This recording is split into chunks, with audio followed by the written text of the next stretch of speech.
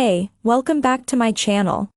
In this video, I'm gonna talk about top 5 best mid-range cameras. Starting at number 5. Canon EOS R50. The Canon EOS R50 is one of the best bang-for-your-buck cameras on the market. It's a great choice for beginner photographers thanks to its simple and intuitive controls and various auto-shooting modes that allow novice photographers to play around with different photography styles.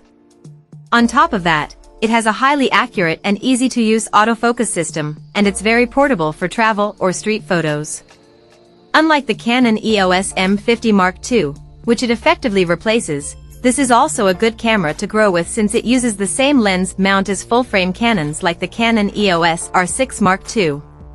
That means you can use both APS-C and full-frame lenses with the R50, making it easier to upgrade to a full-frame body down the line.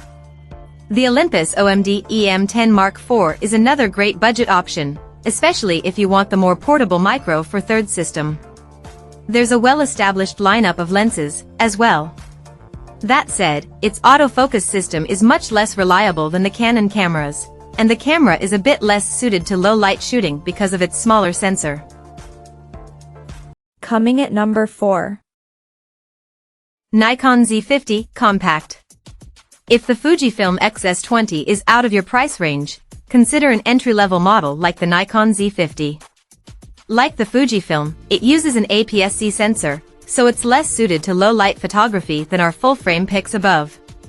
However, it performs admirably in low light for a crop sensor camera and offers plenty for both beginners and more advanced users. For one thing, it's one of the most well-built and comfortable entry-level cameras we've tested, with a weather-sealed body and generous hand grip. Its large viewfinder gives you a clear view of your subject, and the camera has a highly intuitive user interface that's accessible to newcomers. Battery life isn't amazing, so if you'd prefer a longer-lasting battery, the Sony Alpha 6400 is better.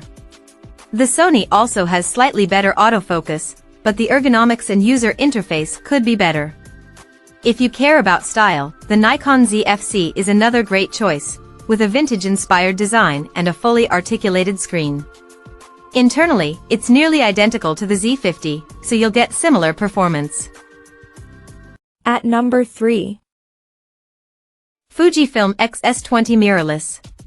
Fujifilm knocked it out of the park with the original Fujifilm XS10, which is one of the best value APS-C cameras around. Somehow, though, they improved the formula with the Fujifilm XS20.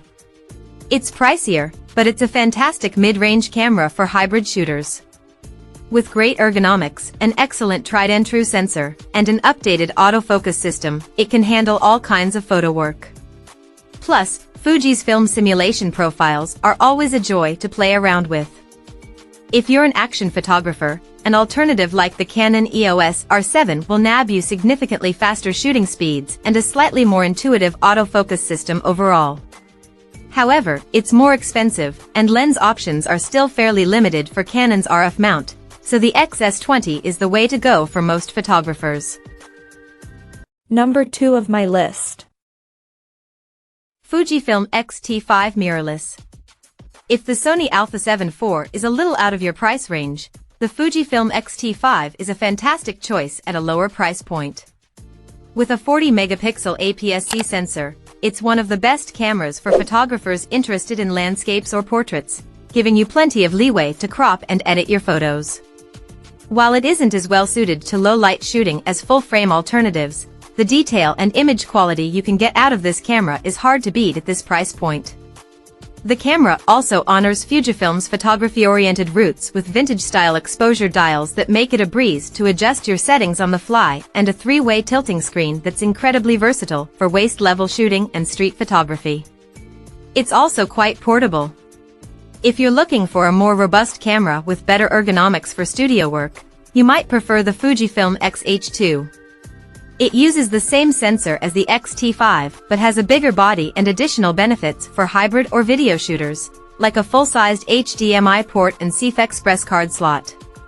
However, it's a bit pricier and less portable. And number 1. Sony Alpha 7 IV.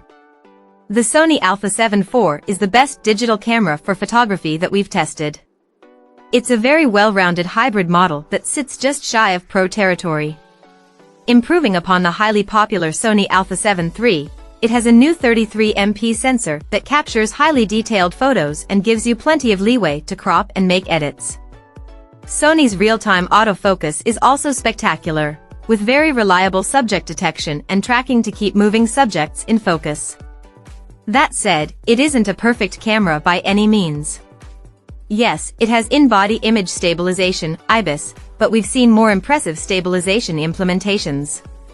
If you want to shoot uncompressed RAW files, the camera's max burst rate drops to 6 frames per second, which is slightly disappointing for high-level sports or wildlife photography. The comparable Canon EOS R6 Mark II has it beat in that respect, with 12 frames per second burst shooting, or up to 40 frames per second in electronic shutter mode. However, the wide selection of glass available for Sony's E-mount, including plenty of third-party lenses at various price points, gives the Alpha 7 IV an edge. Check out this video description for latest price and more informations. Thank you for watching this video. Please subscribe and stay tuned.